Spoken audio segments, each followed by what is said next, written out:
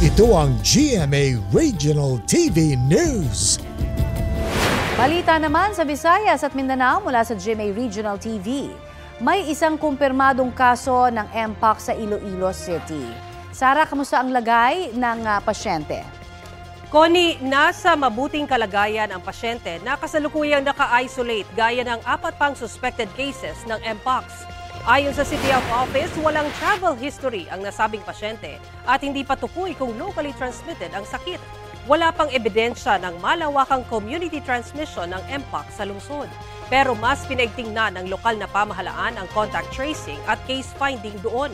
Kinumpirma naman ng Iloilo Provincial Health Office na may isa pang kumpirmadong kaso ng Mpox sa probinsya.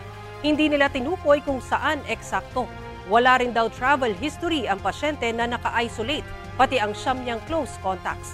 Ilan sa mga sintomas ng Mpox ang pangangati ng balat sa mukha at palad, lagnat at pananakit ng lalamunan. Paalala ng mga eksperto, ugaliing maghugas ng kamay para maiwasan ang pagkalat ng sakit.